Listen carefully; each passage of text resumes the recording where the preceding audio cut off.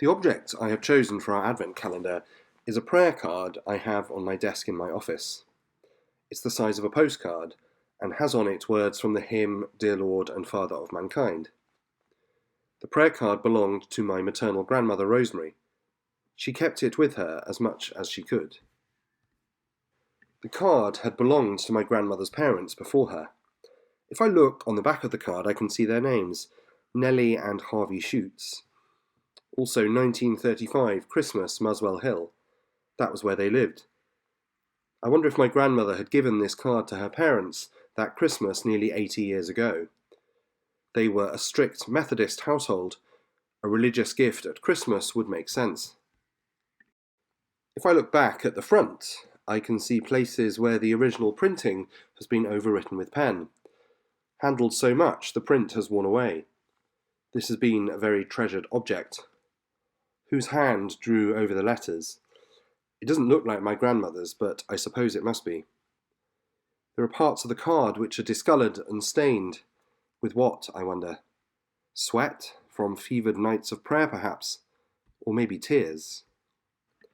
Extraordinary to think that after we die, physical traces of us remain, as well as memories.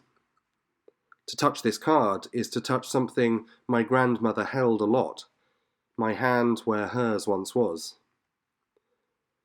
Well, I've said a lot about the object, but not very much about the words written on it.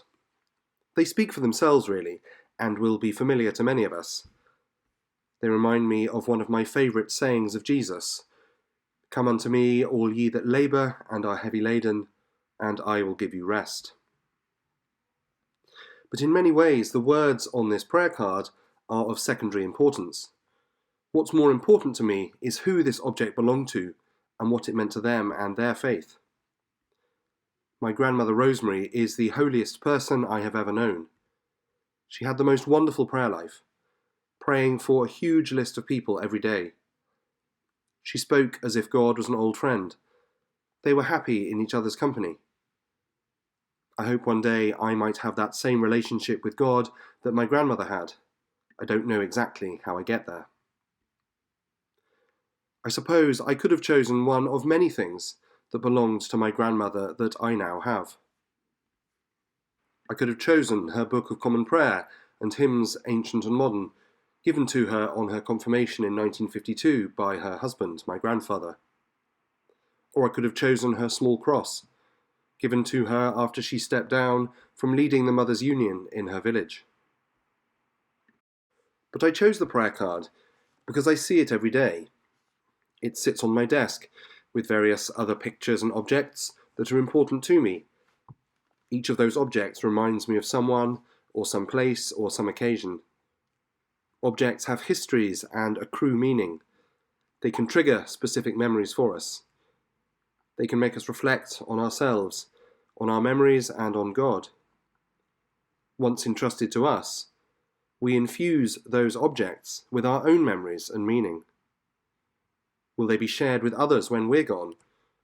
What will they mean to them? When I look at this prayer card on my desk, it reminds me of my grandmother and her faith. And I think, what would my grandmother say? What would she do? It also reminds me that, like a treasured heirloom, our faith is inherited from those who walked the way before us. St. Paul, in his writings, says that he is passing on what he has received. That's what he says when he talks about the institution of the Eucharist, that precious gift that the Church has been given and now offers to those who would receive it. And so it is with our faith. We make our faith our own, of course. We are not constricted by how others have believed, but we're also not called to reinvent the faith from scratch in every generation. At least, that's what I think it means if we describe our faith as Catholic. Each generation is entrusted with gifts by the previous one: the faith, the sacraments, our churches. We are to treasure those gifts, to learn from the memories and meanings given to us, to infuse memories and meanings of our own, and to pass them on to others.